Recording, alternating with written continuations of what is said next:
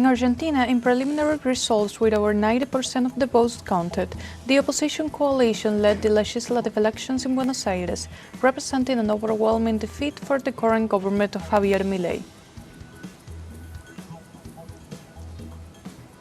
In Palestine, the Hamas resistance movement claimed to be ready to negotiate an immediate ceasefire agreement in Gaza, emphasizing the need to see explicit assurances that Israel will comply with the agreement and not break the negotiations.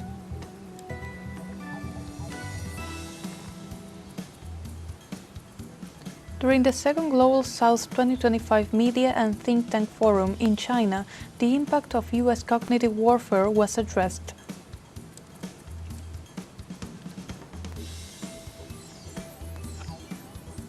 Hello, welcome to From the South. I'm Sophie Fernandez from the teleSUR studios in Havana, Cuba. We begin with the news. In Argentina, in preliminary results with over 90% of the votes counted, the opposition coalition Fuerza Patria, Homeland Strength in English, led with a wide advantage of 13.08 points over the far right-wing Libertad Avanza party, Liberty Advances in English, in Buenos Aires legislative elections. On Sunday, 23 provincial senators, 46 provincial deputies, and their substitutes were elected to renew half of the legislators in each of the two legislative provincial chambers. Municipal authorities were also elected in 135 municipalities of the province of Buenos Aires.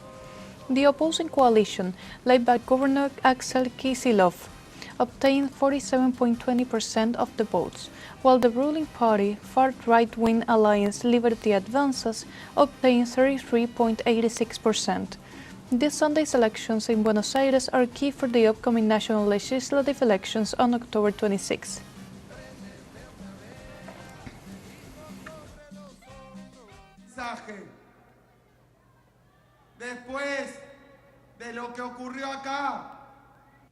A message. After what happened here, whose reading we cannot exaggerate, because they themselves said what a triumph of theirs, of our government, in the province meant. They are going to have to rectify the course. They are going to have to rectify the course. The ballot boxes told President Milei that public works cannot be stopped. The ballot boxes explained to him that retirees cannot be hit. The ballot boxes, with a 13-point difference, explained to him. In this sense, Buenos Aires Governor Axel Kicillof emphasized that the purpose of Fuerza Patria is to take care of health, public works, education and work.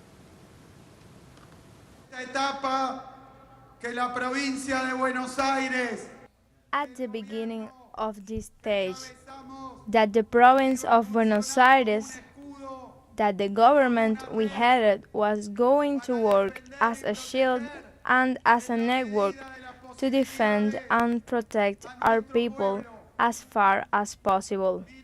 Look, we had won the open, simultaneous and mandatory primaries. We had won, not so long ago, the general elections. We had won in the province of Buenos Aires the ballotage.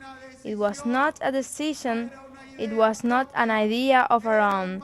It was a mandate to take care of health, education, to continue with public works, to take care of jobs. That is why, today, with the verdict of the ballot box, I said that we made a commitment and we fulfilled it.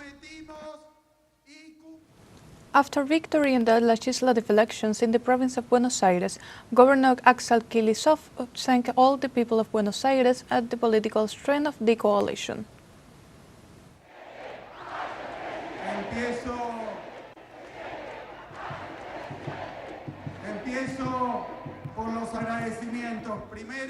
First of all, I would like to express my gratitude. First, to the millions of Buenos Aires citizens who participated today in this election. Second, to the militants who overcame resignation, the attacks, and went out to the beach, and went out to the field, and went out to the streets to fight this election. Secondly, to the candidates of all the forces, but particularly to the sectorial district Fuerza Patria candidates. Thank you very, very much. Meanwhile, Argentinian President Javier Milei confirmed the defeat of his party in the legislative elections of the province of Buenos Aires from the headquarters of Liberty Advance's party. What we have to be clear about is that, without any doubt, today we have had a clear defeat in the political sphere. And if someone wants to start to rebuild and move forward, the first thing to accept are the results. And today the results have not been positive, and we had an electoral setback, and we have to accept it. Chile, police forces repressed a new mobilization held in Santiago to commemorate the 52nd anniversary of the coup d'etat against Salvador Allende and to pay tribute to the victims of the dictatorship. Thousands of people mobilized this day during the traditional pilgrimage that takes place every year on the Sunday before September 11th, the day that marks the anniversary of the 1973 civilian-military plot that deposed the Popular Unity government to establish the dictatorship of Augusto Pinochet. Although the march was peaceful, police repressed it with water cannons and tear gas. According to official reports, at least 57 demonstrators were arrested, of which 11 were teenagers.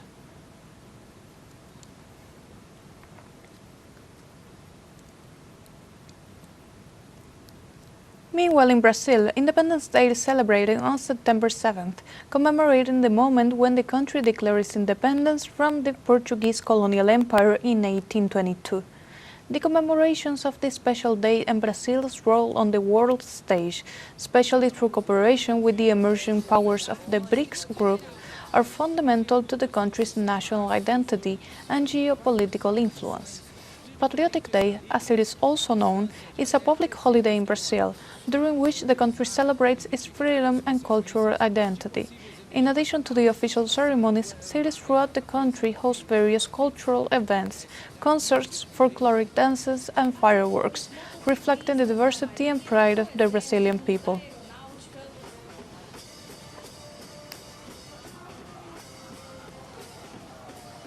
Also in Brazil, on this Independence Day, people also celebrated the 31st edition of the Cry of the Excluded, focused on social justice and the defense of nature. Activists and militants rallied under the slogan, "We must take care of our common home and our democracy every day," to denounce social inequality and poverty.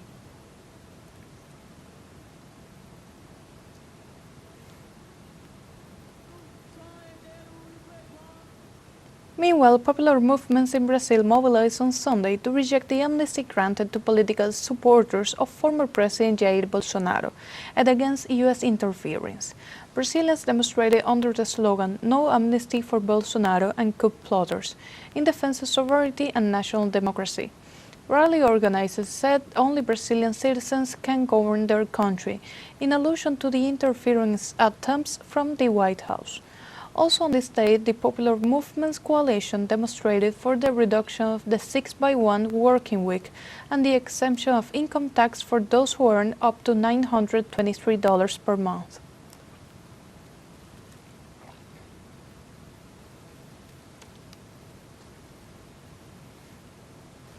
In other news, in Puerto Rico, hundreds of people protested against the increased presence of U.S. troops at the Muñiz Air National Guard base. The demonstration, called by the Mothers Against War social movement, responds to the deployment of United States warships in the Caribbean and Pacific coast, a fact that aroused the concern of the demonstrators. The protest demands the end of militarization of the Boricua territory, while denouncing the environmental and sanitary damage derived from the military operations in Vieques and Culebra, two islands off the Puerto Rican coast.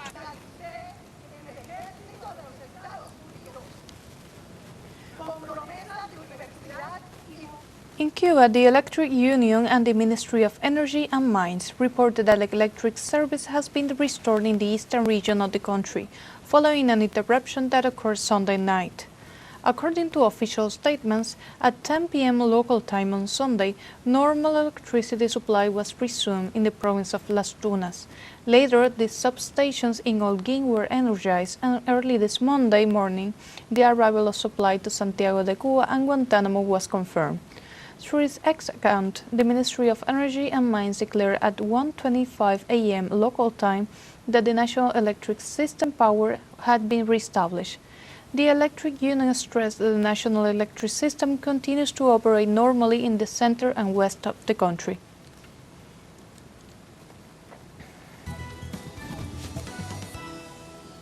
And now we have a short break coming up. But first, remember you can join us on TikTok at teleSUR English, where you will find news in different formats, news updates, and more. We'll be right back. Stay with us.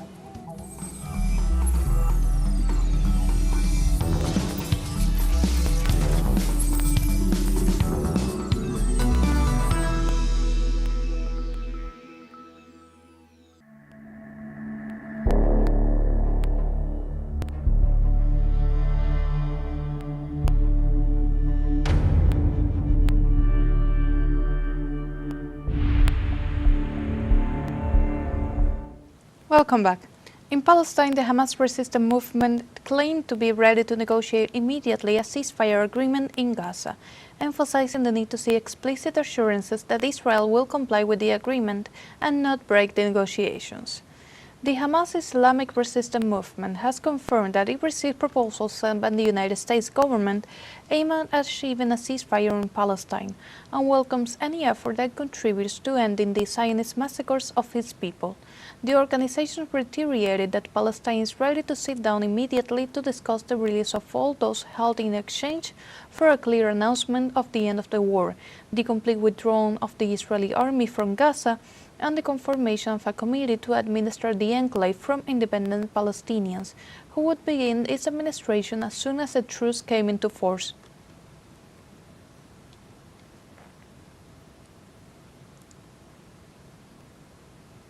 Meanwhile, in Palestine, at least 85 people have died in the last 24 hours due to Israeli bombings on Gaza.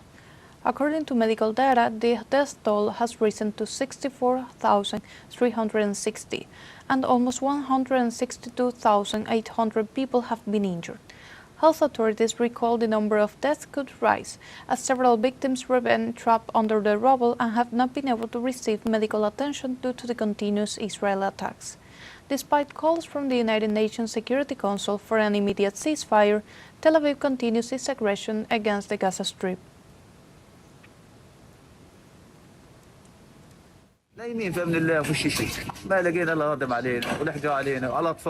We were sleeping peacefully when suddenly we found rubble and rocks falling on us and the children.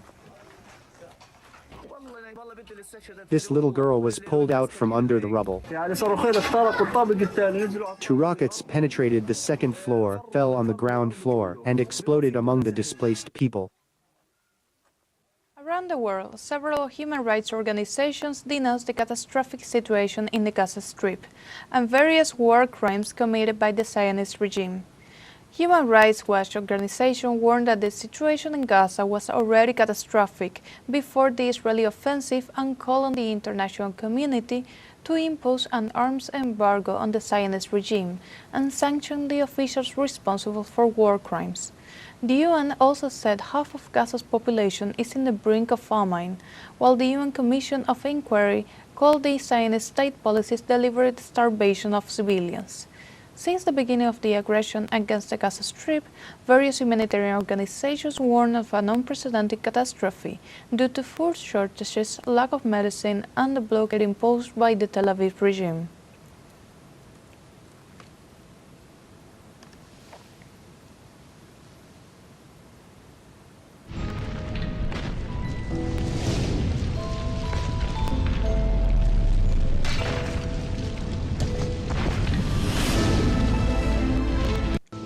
Hong Kong received heavy rains and wind Monday as tropical storm Tapa also affected mainland China.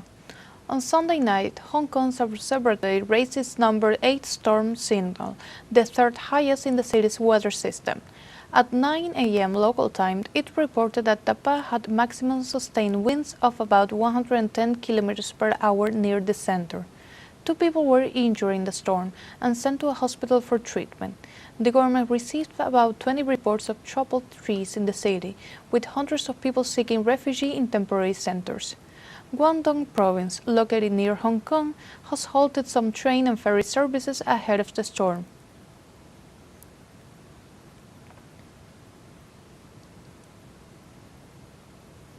Also in China, Typhoon Tapa, the 16th of the current season, made landfall this Monday in the southern East Chinese province of Canton as a strong tropical storm. Tapa hit Taishan on the coast of Canton at around 8:50 local time, with winds of about 108 km per hour and a pressure of 978 hectopascals.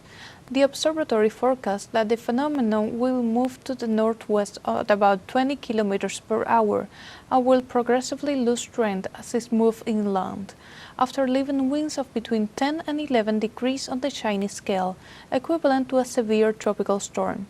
In Chinese cities such as Shenzhen, Shuai, and Jiangmen, outdoor activities were ordered to cease, and the preemptive evacuation of thousands of people in the coastal areas at risk.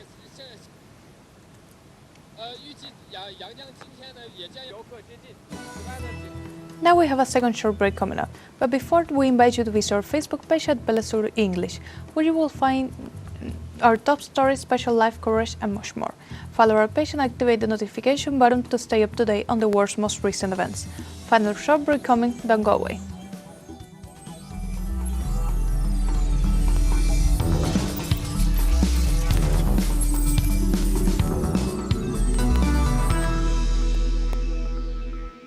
Welcome back. During the second Global South 2025 Media and Think Tank Forum in China, the impact of U.S. cognitive warfare was addressed. The document entitled Colonization of the Mind, the Media, Roots and Global Dangers of the United States, Cognitive Warfare, analyzes how U.S. hegemony in the political, economic and military sphere is used to ideologically dominate the masses. The report, subscribed by 500 representatives of 260 media, including governmental agencies from 110 countries and regions, denounces the serious damage that this type of practice causes to development and the preservation of global peace.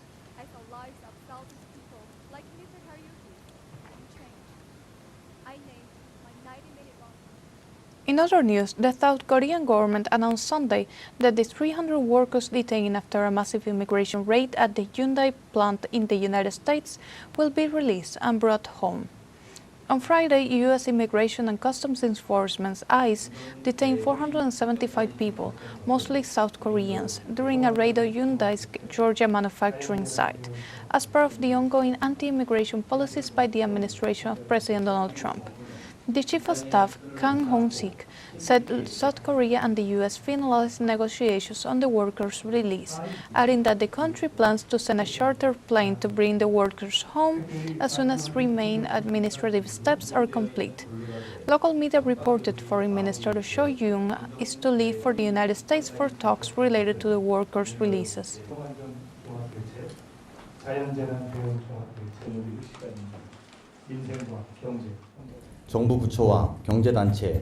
As a result of the swift and united response by government ministries, economic organizations, and companies, negotiations for the release of the detained workers have been concluded. Only administrative procedures remain, and as soon as these are completed, a chartered flight will depart to bring our citizens back. Our government will remain vigilant and respond responsibly until all our citizens are returned safely. In Sudan, the armed conflict has destroyed the country's agricultural sector and threatens to worsen the current famine crisis. According to surveys conducted by the United Nations, at least 24.6 million people in Sudan have fallen victim of severe food insecurity, and some 637,000 people are suffering even more severe conditions. Agriculture used to drive the country's economy, but widespread fighting has destroyed plantation irrigation systems. Moreover, lack of funds has stalled the recovery of water reservoirs, leaving farmers unable to resume production.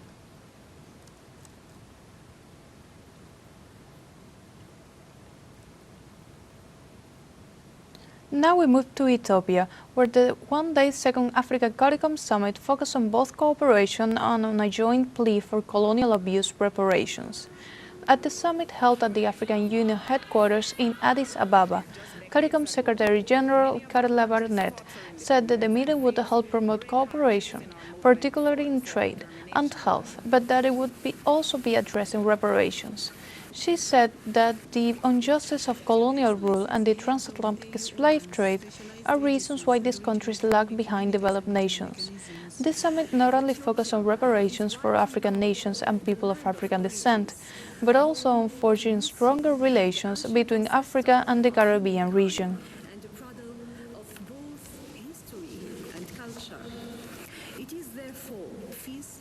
In other news, the Organization of Petroleum Exporting Countries, OPEC, has agreed to increase oil production. At a virtual summit, 8 countries in the organization announced that they had agreed to increase oil production by 137,000 barrels per day by October. They also said that the decision was made based on the stability of the global economic outlook and the current solid markets fundamentals. Finally, they emphasized that the increase will mark the end of voluntary cuts of 2.2 million barrels per day.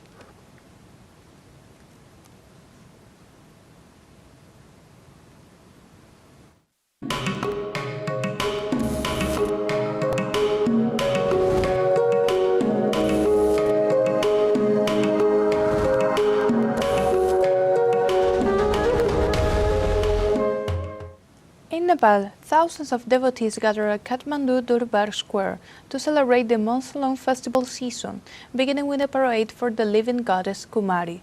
The week-long Indra Yatra festival is the first of many other common celebrations in the predominantly Hindu nation, which include Dasain, the main festival, celebrated later this month, and Tihar or Diwali, the festival of lights, in October. Tens of thousands line up in the narrow streets of inner Kathmandu to worship Kumari, the Virgin in Nepali, including Nepal's president, prime minister, and several top officials. The Indra Yatra festival marks the end of the monsoon and rice farming season, signaling the dawn of fall.